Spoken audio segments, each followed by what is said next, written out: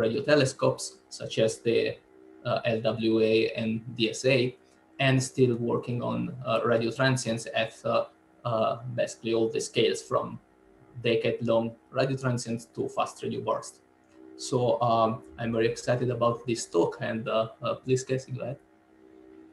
Thank you, Daniele. Yeah, it's a real pleasure to be here and to present this work. So I'm going to share the screen. Did a quick test earlier, it seemed to work. And now I'm going to do this. I'm going to say presenter view. Okay. So yes, so I'm really happy to be invited to give a talk on realfast. So I'll spend some time introducing some of the key science of this this instrument, which is integrated and built into the VLA, the world's most powerful radio interferometer, at least for the near future. Soon to be succeeded by others, but definitely one of the powerful platforms for radio interferometry.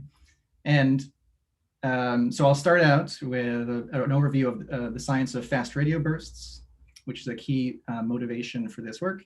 I'll talk a bit about the realfast system itself, and then I'll move on to describing the first science that we've produced with this instrument at the VLA, and then I'll close with a sort of some speculations and some ideas about where I think some of the science might lead in the near future. And it's really wonderful to have a chance to present this here, well, here to all of you there at McGill, because you know, you are there at the heart of a group that is really doing something transformative for this field, in particular the study of fast radio bursts, and doing new astrophysics, and even potentially you know, cosmology and other radical applications of this novel class of source. So this is work that I've done in collaboration with a great team, people I'm very happy to celebrate here, including two people in the audience, actually Bridget Anderson and Sabrina Berger, both contributed during their times as undergraduates. I wanted to acknowledge that here. And the real core of the group, you know, is the core support is through the NRAO. So I really want to acknowledge them also. If you're interested, we do have a little detail on our website, realfast.io.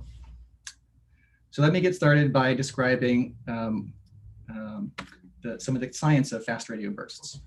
And so some of you, I think, are quite familiar with this, but don't want to leave anyone behind. So if I do go too fast or start throwing out a lot of jargon, I hope someone can raise their hand or let me know that that's the case. So I'm happy to explain things to the detail that is necessary. But the phenomenon of interest here is called a fast radio burst, or FRB. And in the simplest, most succinct definition I can think of, the definition actually has changed somewhat over the last 10 years, but I think the succinct definition now is that a fast radio burst is a millisecond radio transient with a integrated radio luminosity on the order of 10 to the 40 ergs. So it's an impulsive radio flash, which has an integrated energy content of 10 to the 40 ergs apparent. So that, if you had asked me, say 5 years ago, I probably would have defined them as, you know, a millisecond radio transient with some apparent brightness and you know, some time scale and some brightness, say, and also might have characterized it by being highly dispersed, right? So that's another indication. All of those are indirect comments on what the definition of an FRB is. Today we know so much more than we did 5 years ago, and that's a real testament to some of the great discoveries of the last 5 years. So the fact that we have that definition of a fast radio burst tells you a number of things about how we detect them and how they appear. So one thing is that at that radioluminosity, if you do the calculations, you can actually see these impulsive radio events to distances of gigaparsecs. So you know, redshift of 0.2 out to redshift of potentially 1 and far beyond, in fact. When you look at those distances, a radio signal that's propagating through a variety of media, you know, and the intergalactic medium, through the interstellar medium of the Milky Way and other places, what you have is a dispersion effect that causes a frequency-dependent delay to the signal. So it's a group delay that makes the signal go from an impulsive signal to what's sort of a chirp signal. And that's sort of graphically demonstrated here for a particular FRB signal. Oops. And so let's see, can you see my mouse is now, it's doing something different. Okay, so on this plot, we're showing radio frequency on the y-axis and time on the x-axis. And the characteristic width of that signal is of order a millisecond, and the delay across this bandwidth, the radio bandwidth, is of order tens to hundreds of milliseconds at frequencies of 1 to 10 gigahertz. So that's kind of broadly what we know about them. We have also characterized, a number of different properties, which I'll go into in this talk, but we know that some of these sources repeat. And currently we have a catalog that's public of these events, of which there's roughly 100 of such events. And as many people at McGill know, there's roughly 500 more that are soon to be published. So it's a very rapidly evolving field, and our understanding changes by the week. So a brief history, we don't need to go into tremendous detail, but one fun thing to note is that the first FRB was actually recorded in data. That's in the FRB event that's been verified. The recorded data occurred in 2001. It was actually published in 2007. So I think that tells you something about how unusual and surprising it was, and the fact that we weren't even looking for it, and it sat in someone's tape drive, presumably, for about 6 years before we thought to actually run the analysis that could help us reveal that signal. And once it was found, it was another 4 years before we actually felt like we understood what was happening with that particular with this kind of signal. So it's a highly dispersed, very high brightness temperature implied for that burst. Ever since then, and then ever since that first event was verified and confirmed with other telescopes, this field has evolved tremendously quickly. And so there's a list of events here. In particular, we've identified a repeating FRB. We've identified an FRB that resides in a specific host galaxy at great distance. And that detection of a host galaxy means that we can actually leverage everything we can record about that galaxy with optical spectroscopy and other techniques to measure distances and verify that that dispersive effect implies a large distance, and that it's consistent with the distance we measure to that galaxy. So when that happened, people really, really understood that there's a great scale of value in detecting and measuring these properties of these sources. And that's when we really have the era of the FRB machine, right? And so CHIME FRB is one great example of that. There's also the ASCAP telescope and the Deep Synoptic Array and others that are really pushing hard to systematize the discovery of these events.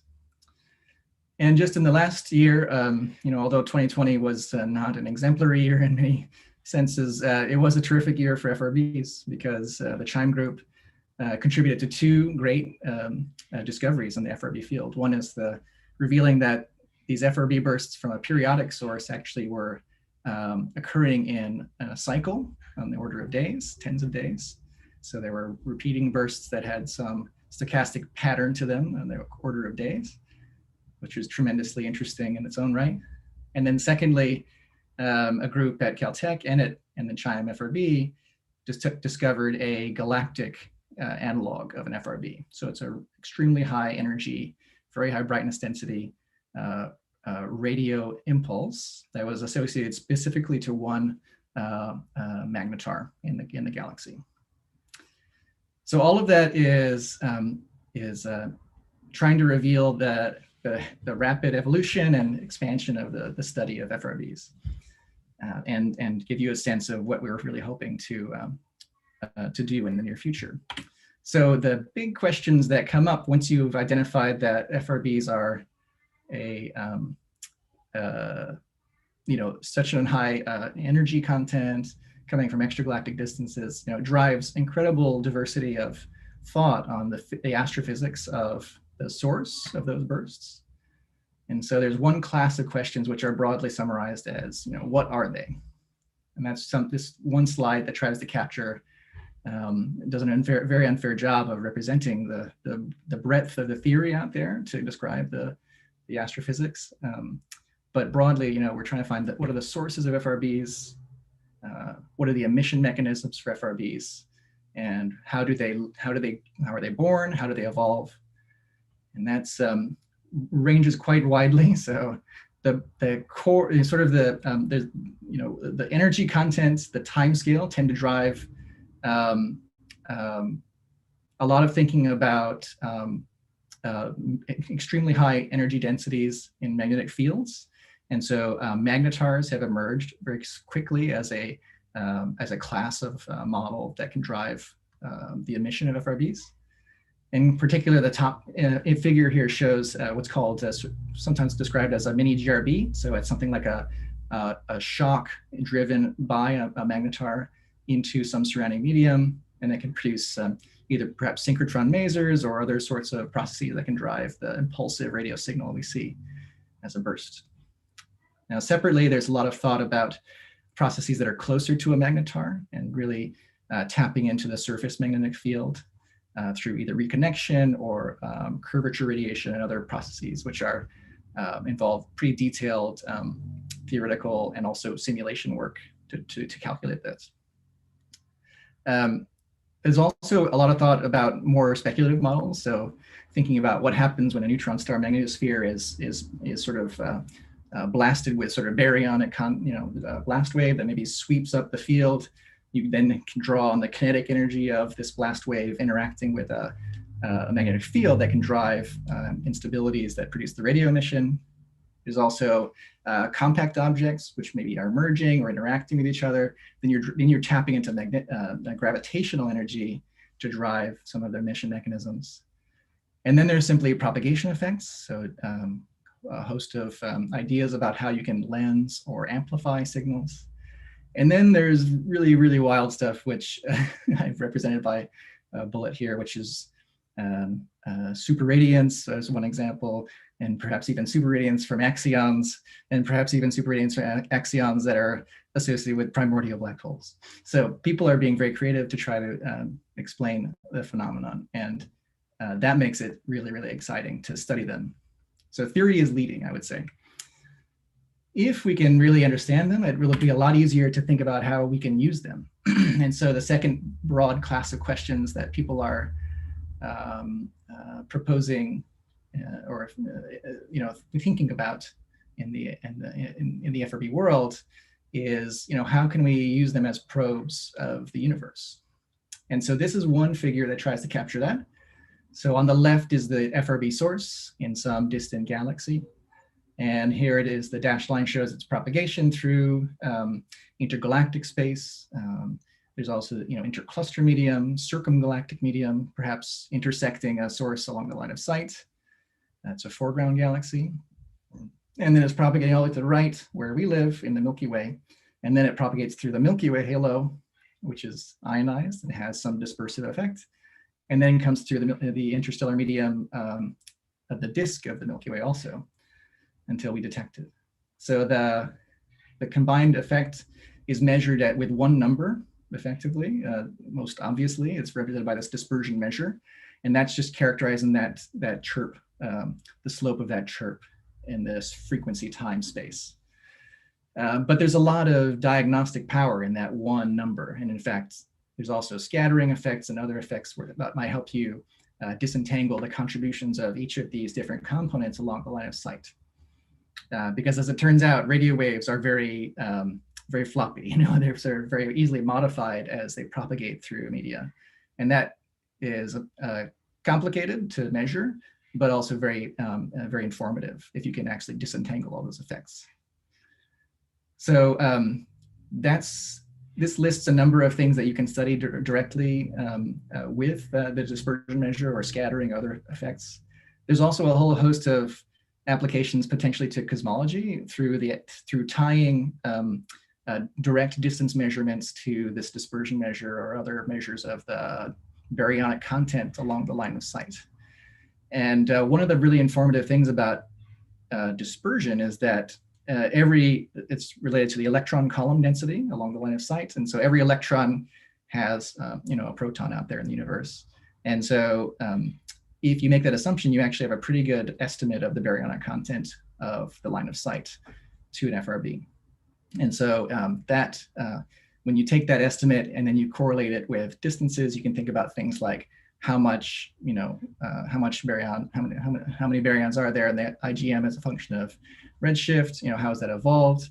How is it correlated with galaxies along the line of sight? So there are a whole host of questions you can ask that way, which start to touch on cosmological applications. And so far, the one demonstration of that that's been highest profile came out last year. So JP McQuarrie and a number of people associated with one particularly productive FRB discovery engine is the ASCAP array, and they were able to detect and localize a host of a sample of FRBs, place them in host galaxies, measure their distances, and they make a straightforward plot of dispersion measured versus distance and show that it follows, the trend follows a line which has a particular slope that gives you the baryon content of the intergalactic medium. So that's kind of a pretty quick summary of the kinds of things people are trying to do with FRBs. And if there are questions, I'm happy to try to dig in on that a little more, but I'll keep moving. All of that science, so whether it be understanding the origin of FRBs or the application to other topics, say IGM topics or cosmology, require us to know the distances. And the distance is always the fundamental challenge in astrophysics. And it's not FRBs the study of FRBs is no exception. So, the early discovery engines of fast radio bursts were things like the Parkes telescope in Australia, which has a spatial resolution on the sky of order, tens of arcminutes. That was, somewhat improved by the large aperture of the Arecibo telescope, rest in peace. But nonetheless, still quite ambiguous to associate a specific point in the optical image to that error circle for the FRB. So what we're trying to do is really push interferometers to do this kind of science. So by both detecting and localizing the FRB very precisely on the sky, we can say that burst came from one specific galaxy, and we can study that galaxy in great detail. In particular, we can measure its distance. And so FRB host is kind of the key science driver for a lot of the application that we've talked about here. So that brings us to realfast. I can pause here if people have questions about the science.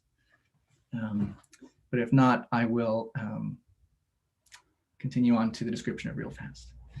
So realfast is a fast transient survey system, which is built as a compute cluster that's integrated with the Very Large Array correlator. So that's the instrument that records data at this radio interferometer. So the key idea is to calculate in the existing correlator these fast sample visibilities. That is essentially an intermediate data product that can be used to make images of the sky. And so the realfast system will take that data product from the sampled at millisecond cadence, calibrate it, clean it, and then dedisperse it and image it. So by this dedispersion process allows us to correct for the effect of dispersion over hundreds or thousands of different assumed distances to FRBs.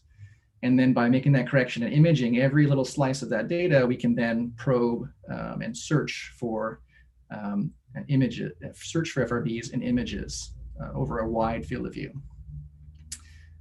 Relatively wide field of view. The VLA itself has a somewhat small field of view, but it's much larger than a single beam, a synthesized beam of the array would be for this array. One of the great innovations which came about by sort of discussing the design and the science goals with the NRAO is that we could actually integrate this computer cluster with the existing correlator in such that data could be commensally searched. So the VLA goes about its normal business, and they just provide essentially a tap where we can draw off a copy of the data and process it in our own cluster, the realfast cluster. That cluster needs to be real time, because if we were to actually fully record that highly fast sample visibility data set, it would be on the order of hundreds of megabytes per second, which is maybe it's actually a lot smaller than what CHIME produces, but it is actually not sustainable as a fully archived data set. And so in fact, what we do is we process it in real time and just try to identify with reasonable certainty that there's something of interest in any given second of data. And so that real-time processing allows us to trigger the recording of the visibility data and then process it more thoroughly offline. The concept has its origins actually when I started my postdoc at UC Berkeley about 10 years ago now. And we had this Allen telescope array. It was amazing to come to Berkeley and find people who are interested in just taking my half-baked idea about potentially finding fast transients with interferometers, and then take that and actually say, hey, let's build an instrument for a nice new telescope that's sitting out there in Northern California.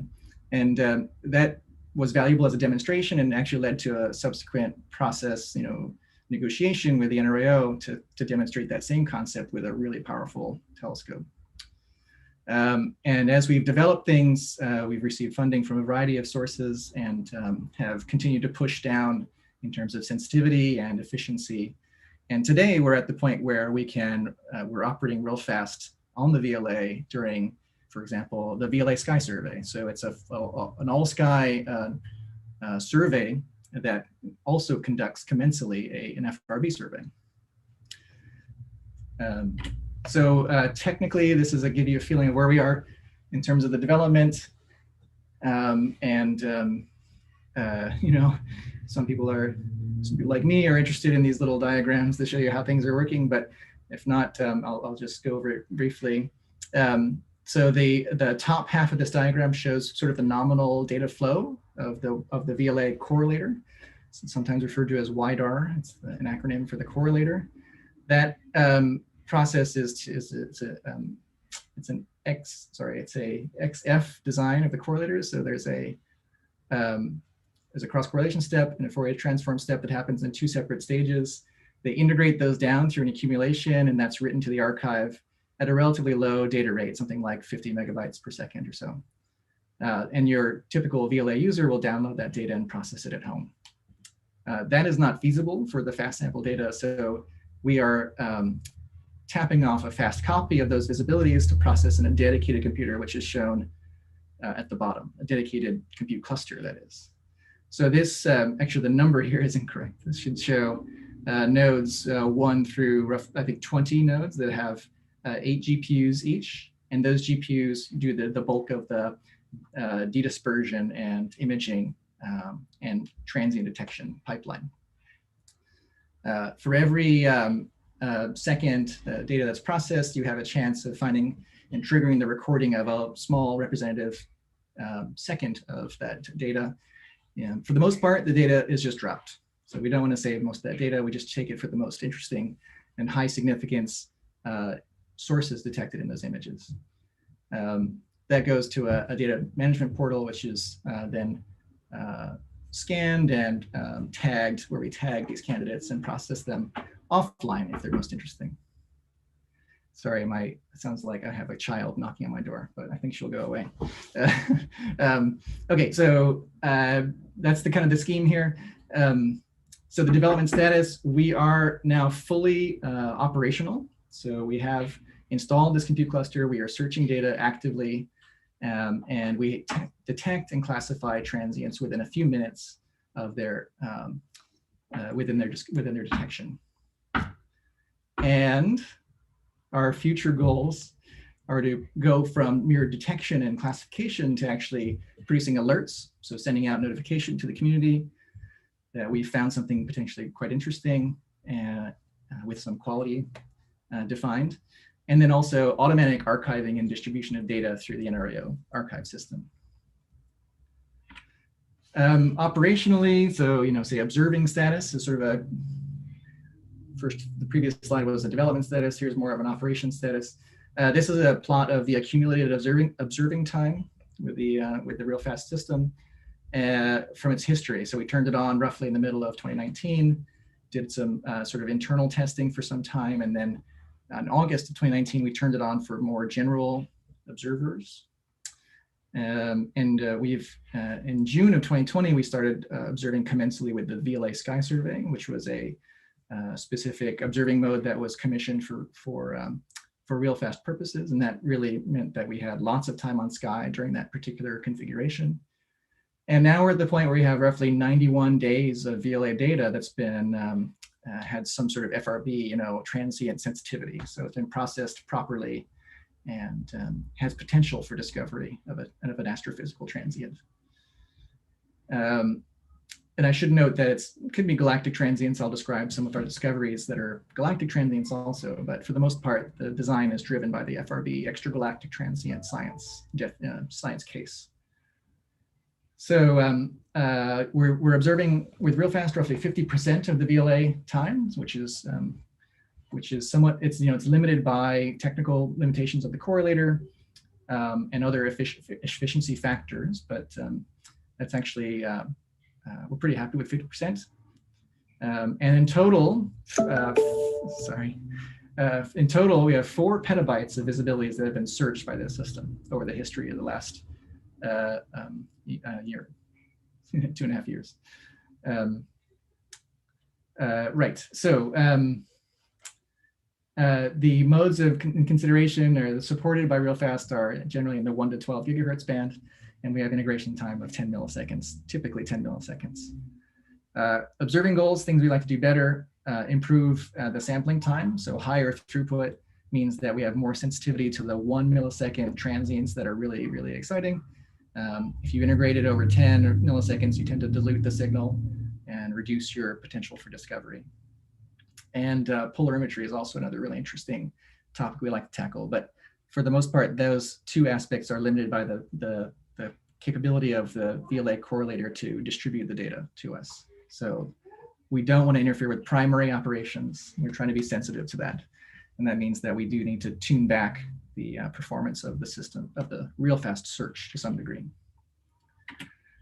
So let's see here. Yeah. So, things that are novel about what we're doing here, we're pretty excited about the fact that we're observing an unusual frequency band, so that the other people control the pointing and the frequency selection, which means that we tend to get observations at frequencies that are not typically used. You can see the histogram on the bottom, tens of days in S-band, which is a lot of it's driven by the VLA Sky Survey.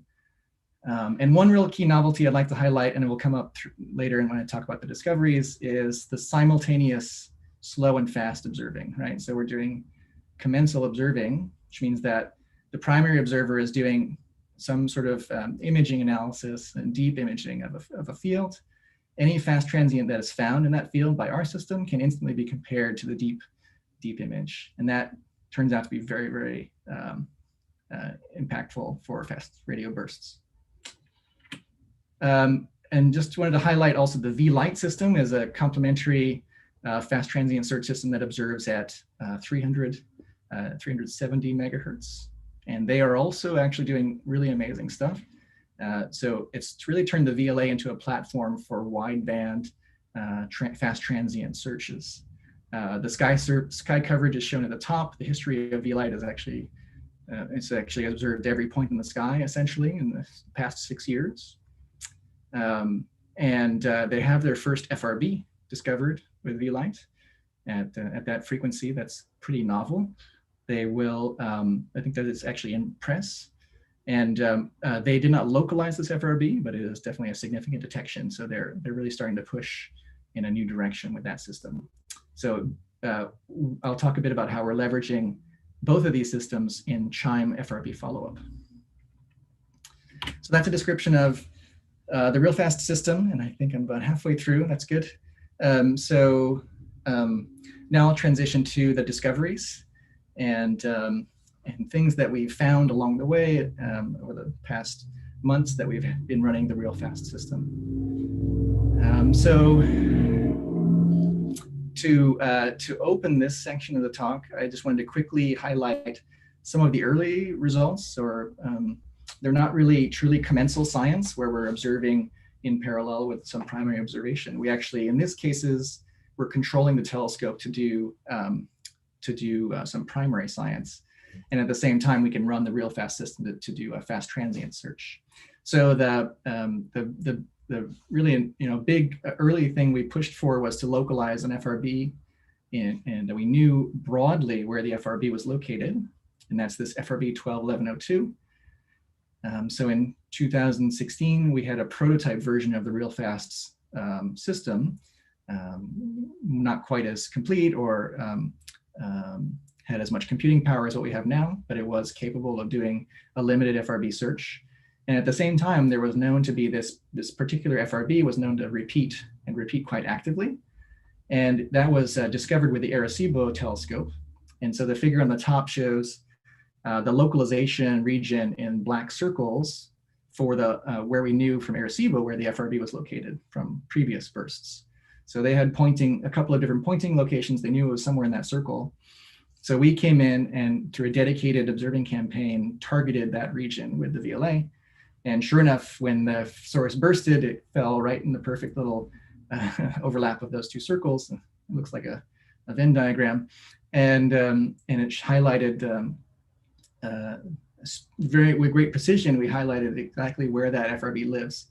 And we're able to identify a host galaxy and do all kinds of follow-up science to characterize the source. So that was an example of sort of not quite commensal science. Another example is a project that I led to target a rare subclass of supernovae called superluminous supernovae, type 1 superluminous supernovae. And the bottom figure shows an example, an outcome of that result, of that study, where we, again, we were self-commensal. So we actually used the VLA to point and perform deep imaging analysis of a sample of these rare supernovae. And at the same time, we ran realfast to search for FRBs. Now, the reason that was, why that was, scientifically motivated was that superluminous supernovae are these rare subclasses of supernovae that have very little evidence of interaction of the supernova with some surrounding medium. And so typically, if you have a very powerful supernova, a very luminous supernova, you expect it to be through interaction. If there's no interaction, and it necessarily implies that there's an extra source of energy that's powering the supernova. So it might be a supernova powered by a magnetar, is one hypothesis.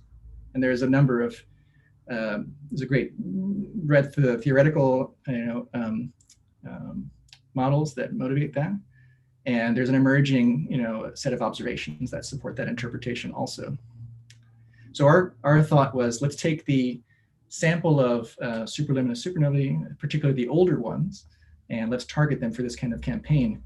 Models predict that since the magnetar powering a superluminous supernova expected to inject power over an extended period of time, and because it's really quite high density environment where that magnetar is born, it should produce a very long-lived and slowly evolving slow radio transient.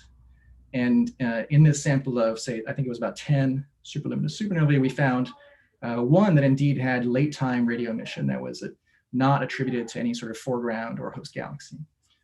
So that's another self-commensal or non-commensal case where we used the two aspects of the VLA to do two kinds of science to test this hypothesis about the origin of these transients.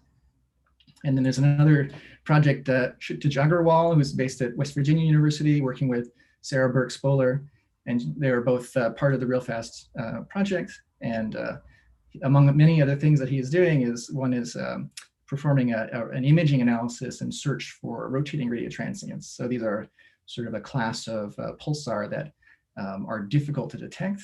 And by using the realfast, we can precisely localize where those rats are and perform a timing analysis and try to infer things about their parent population and how they're connected to ordinary pulsars. So I also have a selection of more properly commensal discoveries. But these are, I'll quickly show three galactic discoveries from realfast. So the first is actually came quite early in the project. So we turned on the system in the summer of 2019, and there happened to be an observation of the galactic center something that Daryl probably knows well. And in this particular case, I think someone was observing, I think they were observing, probably doing deep imaging analysis, actually, perhaps of like the radio filaments or some of the amazing stuff that's happening there. And commensally, we found the well-known magnetar that lives in the central parsecs of the Milky Way. This was a known magnetar. It's been pretty well studied, but and we actually had some expectation that it might, have individual pulses that would be bright enough to be detected by real fast. But nonetheless, it was a nice surprise. The signature of the event is actually quite similar to an FRB. It's highly dispersed, but that's because it's in the center of the Milky Way, where there's a very large electron column density. So that's also a nice validation of the search efficiency and sensitivity, because we know we can find highly dispersed transients. This one happens to not be highly luminous in that case. So we produced an astronomer's telegram to announce that one. That was kind of fun. Second was another truly commensal discovery of a galactic transient.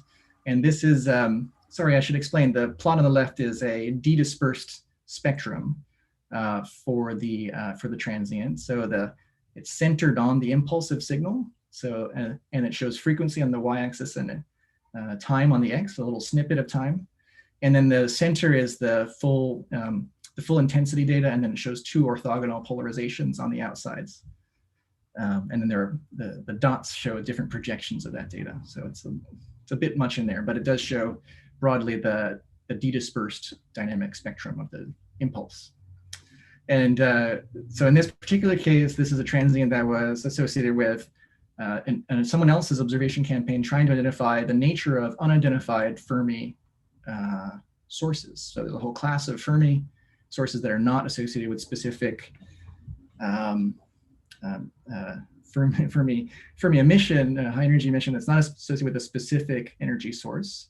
And so people will try to characterize radio continuum sources to see if they're consistent with, say, a highly spinning pulsar that might power some sort of cosmic rays or different processes that might upscatter and produce the high energy emission. And so rather than indirectly inferring the presence of this kind of system, we actually directly identified the impulsive signal from that compact object. And then that is another sort of shortcut way of identifying the nature of the source that's producing this Fermi emission. And that's work in prep by Reshma. It was a grad student at West Virginia University also. And so the third one I'll mention is that we also have a whole trove of pulsars, known pulsars that were discovered during the VLA sky survey. So the blue dots here show the all sky coverage of the most recent pass of the sky during the most recent epoch of VLAS. And the red dots show the pulsars that were identified in real fast. So roughly 26 or so known pulsars seen. And in many cases that they're seen for the first time at this frequency band between 2 and 4 gigahertz. So with that, I'll transition to the FRB discoveries, unless there are questions. One that's published is actually FRB 1906-14D. So this is a relatively low significance event that we discovered early on. In fact, during follow-up of a CHIME FRB, which we have still not localized, but this one happened to be in the background. So it was a highly dispersed event. So we knew it was not physically associated with the relatively low dispersed event that CHIME had seen in that area. But when we imaged the radio image, we localized on the sky, it was relatively low significance. We saw that it actually sat on a host galaxy. And that in itself is a very low probability occurrence. So we had more confidence and really dug in on the analysis and were able to sort of tease out a broader story for that source. And so we think it's a real astrophysical FRB that's at a distance, a photometric estimate of the distance to that galaxy of 0.6 to 0.9, which is larger than almost any other FRB. And that's consistent with the dispersion measure also. Unfortunately, we couldn't get any spectral lines towards this galaxy. And so the application of this FRB to broader studies of the intergalactic medium and other things has been somewhat compromised, but we're hoping that something might come out of it eventually. It's quite far away. Second, let's see, yeah, there we go. So second, there's an FRB that is well known to folks at McGill. We did not localize it with the VLA in the initial push. We made quite a strong effort to detect and localize this FRB with the VLA and real fast, but we didn't quite get there in time. But we did get a detection of a burst soon after the publication of a big result on this FRB. So what we did in the initial push for a publication on this, we supported that result with a deep image of the field. And so that's what's shown in the top panel. This particular FRB is quite nearby. And so this deep radio image provides one of the deepest limits on the luminosity of any associated persistent radio emission for this FRB. That's really interesting because the FRB that I mentioned earlier, that real fast localized, known as 121102, has a very luminous persistent radio source.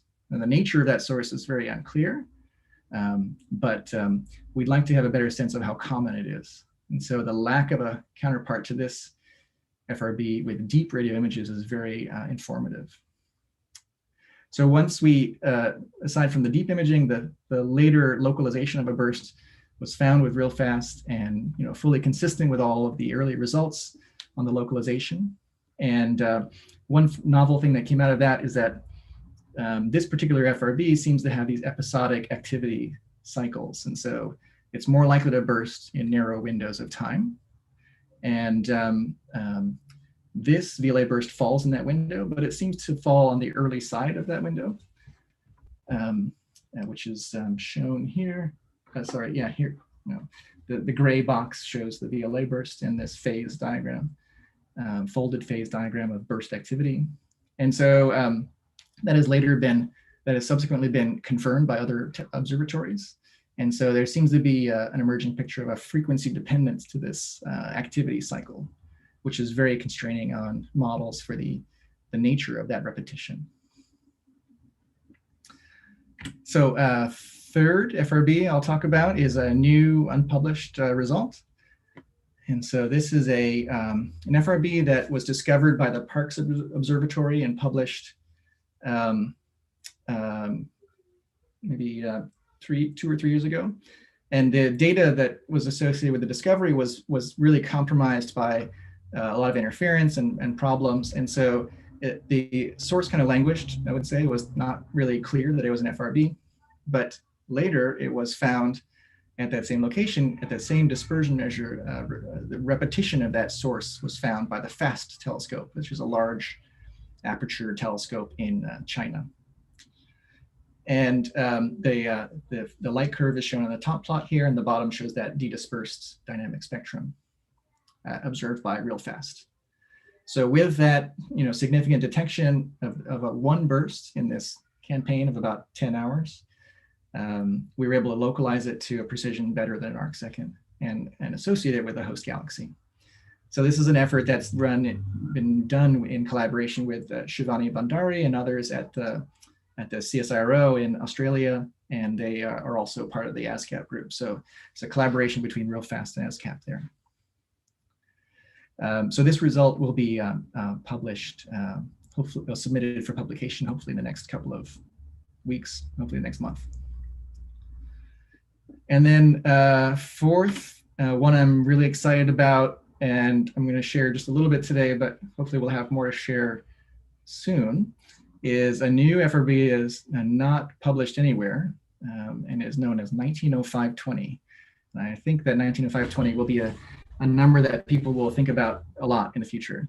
So basically it is a new repeating FRB that looks a lot like FRB 121102 in almost every way.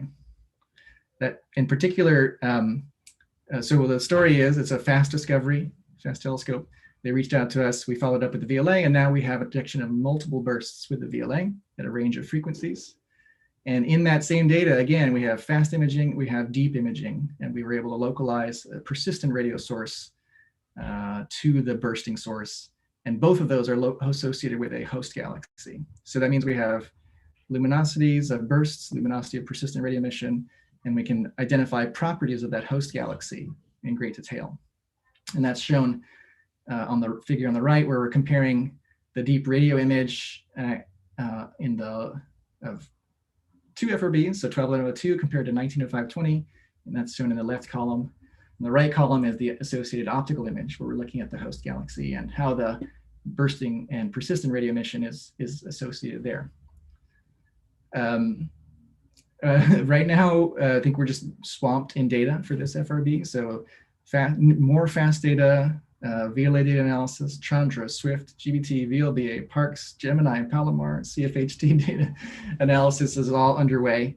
It will probably take us a while to do all the data justice, but we will do our darned best to tell a story with this FRB. And I think it's going to be pretty exciting to hear what happens here. One really interesting thing that I can share is that it's very highly dispersed compared to its distance. And that's something that is also makes it similar to 121102. And so it might be that when we're talking about the persistent radio source phenomenon, we're talking about something that contributes to its dispersion measure. And that might have consequences also for all of the application science that we talked about, where we use the distance and dispersion measure to infer distance. Might be that that's not as trustworthy as we once thought. So here's a kind of a snapshot of those 4 sources that I described and the kinds of things we can measure when we have localization. So the top row is, well, every column is an FRB that real fast is detected, I should say. And the top row shows that dedispersed dynamic spectrum, little blip in the middle. The second row shows the image you can generate from that little 10 milliseconds of data and the localization you get from that. The third row shows the deep radio image, so the commensal side of it, you get a deep image at the same time. Mostly there you see nothing, but on that right column you see that persistent radio emission from 1905-20. And then the bottom row shows what you can say about how you identify the host galaxy in optical data. And in fact, that row does no justice because there's so many different ways to go about the optical analysis. But broadly, that's what the host galaxies are, what they look like once you know the localization of the radio burst. So I can transition now. I have a few minutes left to transition to discussion about predictions for the future, what's interesting, what I think is coming. We're going to continue to run real fast as much time as we can on Sky commensally. And real fast sits in the discovery space. That's one nice way to project where telescopes are in the FRB discovery space is to think about the localization precision compared to the number of detections they make in a year.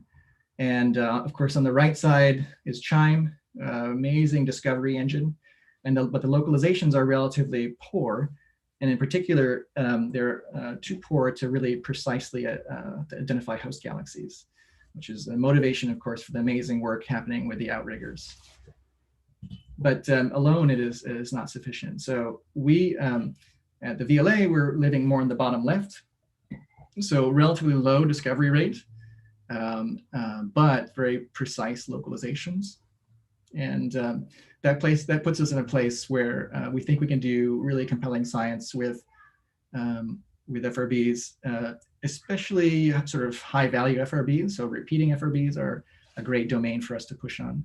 And so that's why we've had a great collaboration with CHIME folks, and in particular Sriharsh Tendulkar has led a number of proposals in collaboration to use real fast to follow up CHIME repeater FRBs. And we're hoping to continue that for a long time to come. It's been very exciting to see what comes out of that approach. I have to confess that we've had more luck finding repeating FRBs and localizing them in collaboration with other groups, but that's no fault of CHIME. And we certainly hope to push as hard as we can to find one that CHIME has discovered. So while I was making this talk, I realized that I had trouble keeping up with literature. And so, sorry, I see a chat here. Shall I? Okay, I will. Maybe we'll come to that later. So I realized that I was having trouble keeping up with everything. And so this is my attempt to summarize the Venn diagram of what is happening with FRB sources. And so the big circle shows my best guess about what the total number of FRBs will be after the new CHIME catalog is published, something like 700 total when you consider previous detections plus the new ones. And within that, we know of some that are localized, some that repeat, and some of them have these persistent radio sources associated with them. And so by my count, repeaters are something like, 10% of the total. Localizations are, for the most part, data limited. So a lot of them are hard to find but they're easy to find if they repeat, right? So there's a sample of localizations that necessarily are repeaters, and that's what we've had some success with at the VLA. The ASCAP telescope has done a great job of localizing FRBs when they discover them. And so they contribute the most to that 13 there of localizations. But what's interesting is this persistent radio source fraction. All persistent radio sources seem to be associated with repeaters so far. It may well be that in time that circle will grow a bit. We'll have some persistent radio sources associated with non-repeaters, but so far that's not the case. So I'm interested in thinking about what that might mean for the population and the nature of the emission. And that contributes to, I think, a pretty important question about whether or not all FRBs are the same kind of thing, or if there are different ways to make FRBs. Okay. And then my closing slide is that I'm really also excited about exploring the connection between different classes of transients. And so over a range of timescales also. So on the bottom row, I've tried to just throw in a few examples of things that we directly observe. So different classes of supernova or gamma ray bursts, these new fast blue optical transients, neutron star mergers, all this kind of great stuff have somehow sort of nominally been tied in some cases to really exotic processes, particularly related to magnetars. At the same time, we see magnetars late in life as FRBs, right? So we know that there's a magnetar in our own galaxy that produces FRBs. It's a soft gamma repeater. And there's also, you can see plurionic emission nebulae associated with magnetars. And then you can also go to the birth environment of these systems and think about, star formation, what kind of galaxies host these things. So what's really interesting to think about the unification of all of these phenomena into a single scenario in which we find specific kind of source, like I say, a magnetar, that is born in a specific kind of environment and evolves in a particular way. And to me, it would be really amazing if we could take, say, the dream for that superluminous supernova project was to take the birth of a superluminous supernova in the stellar optical cataclysm that we observed 10 years ago, and see it evolve into a late-time radio nebula that's bursting with FRB emission. Like the potential for diagnostic information about the whole birth and evolution of these sources in that scenario is incredibly powerful. We're not there yet, but I'm hopeful that through new instrumentation and techniques, we can actually start to find those kind of amazing sources that help us tell that story. Or maybe it'll be a totally different story. I don't know.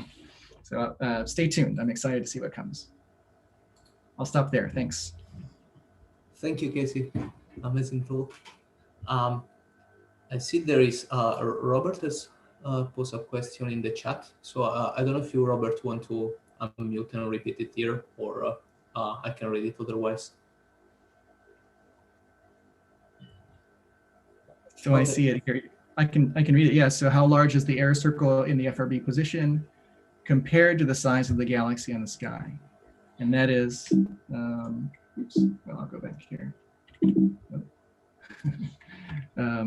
So that might be related to this one, perhaps? That's the largest error circle?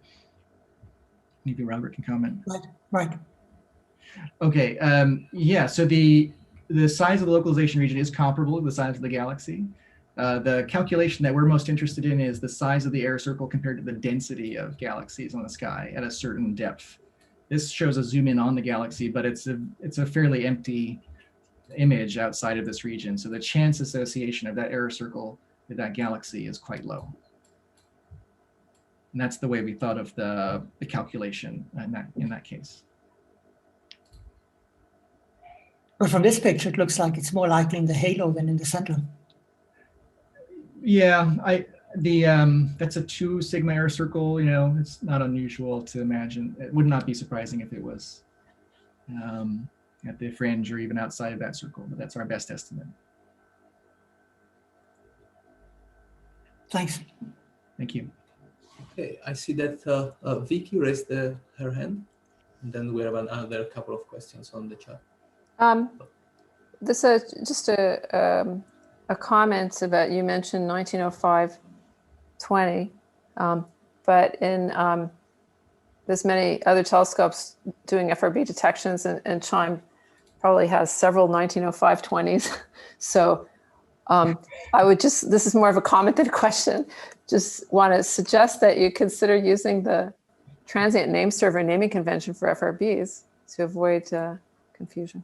Yeah, thank you. And now I'm recognizing that, yeah, we can do that privately also, right? We don't have to publicize it to get the name. Yeah.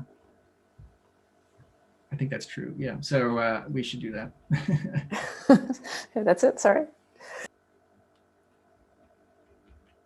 Yeah, I see in the chat, Jonathan is asking what's the frequency resolution, and if for the search you are, if for the search you are making dirty maps and then dispersing those. We are actually, so the frequency resolution of the correlator output at the VLA is typically about 1 megahertz. And the way we process it is to first disperse visibilities and then form images. The complement of that, the transpose of that, the imaging and de-dispersing is also allowed, but I think it tends to be more computationally intensive in some domains that we're searching. So we preferred to do the de-dispersion first. Okay, I see also Vahid. Oh, sorry? I was just saying, and nice talk. Thank you. Yeah, I see that Vahid as a question also. You can go ahead and ask your question, or I can read it. Okay. I don't hear Vahid. So Vahid was interested in knowing if you could elaborate on the connection between PBH, I guess, pulsar black hole. I don't know what is PBH, and fast radio burst. Primordial black holes. Primordial. I'm sorry, I cannot elaborate on that. It is there's a lot of thought about magnetars, because they are sort of smaller extensions of what we know about the universe, and so that tends to be where most of the theoretical work is pretty specific. And I haven't really investigated the primordial black holes. I see that Jojo, I think, raised his hand on the chat. Oh, very funny. I'm very sorry. It's not Jojo. It's sorry. This is Emmanuel Fonseca. Many thanks, Casey, for the great talk. It's actually just a more conceptual question. Do you feel like as technology improves over the next few years, do you feel like there's some sort of next like from a signal processing perspective, do you feel like there's a next stage in terms of sort of current speculative techniques for processing signals in real time that will push FRB astronomy forward?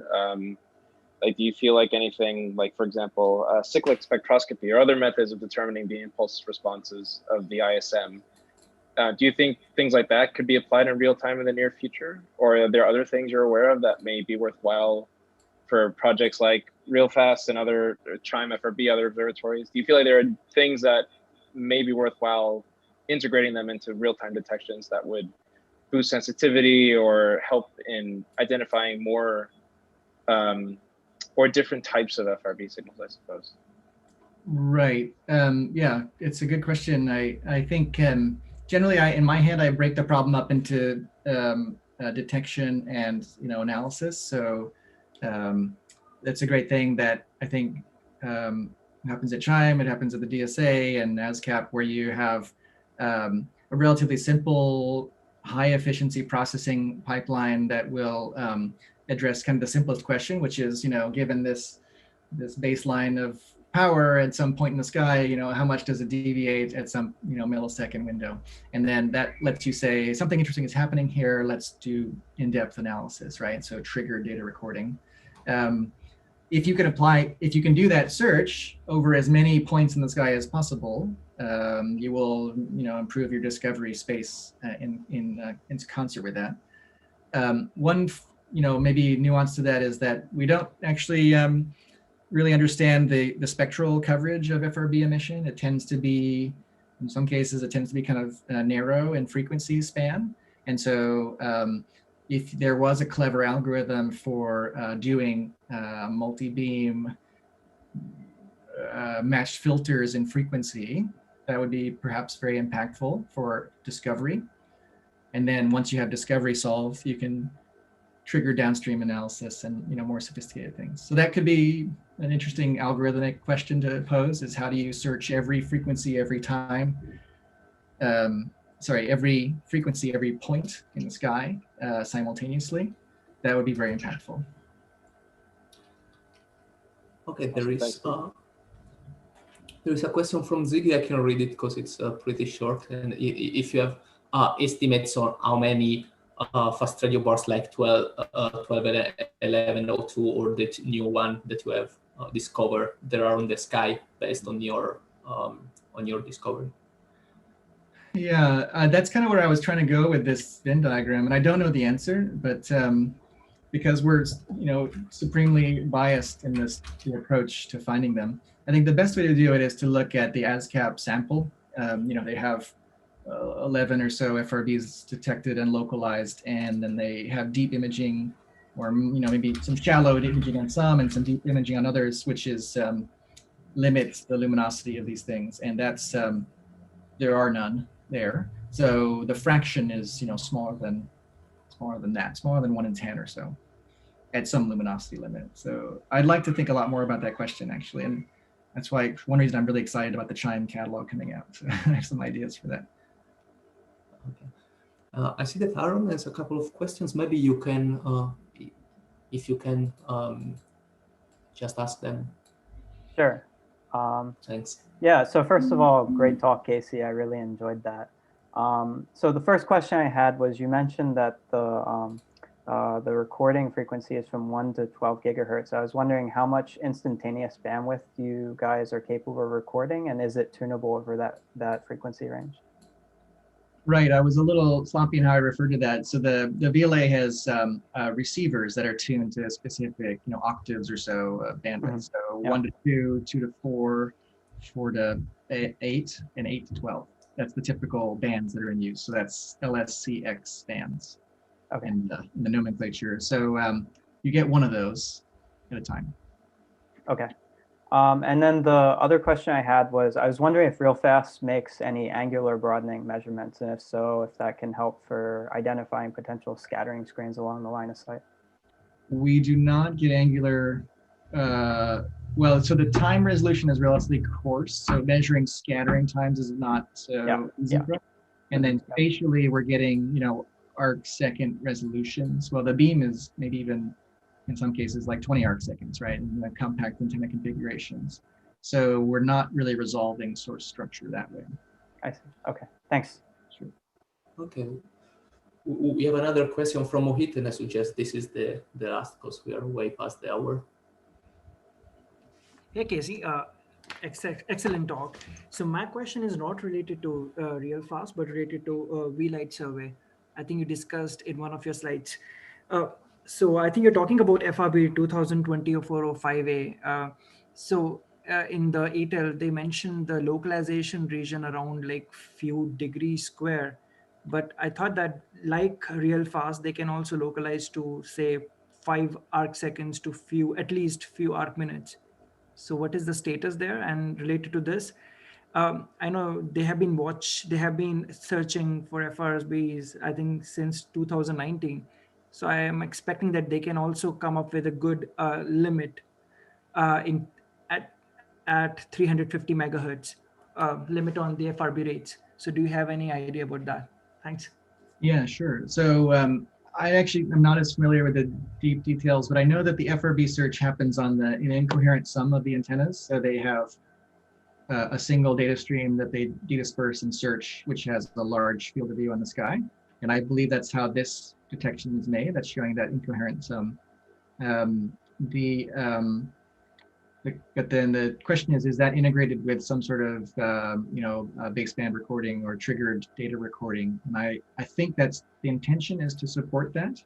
And I think it's not yet implemented in this case. But maybe will be soon. And then the answer to the second question is, that coverage that's shown on the top is actually it's the full field of view for every observation they do. And it's typically they're observing with a deep image there. So it's a millijansky sensitivity source catalog is kind of what they're going for there with persistent emission. That's kind of what that coverage is meant to represent. Okay, thank you very much. Okay, Casey. Firstly, I remind to all the students that there will be a meeting with Casey in 5 minutes. You can find the link on the Slack channel. And I thank you, Casey, again for the great talk and all this nice discussion.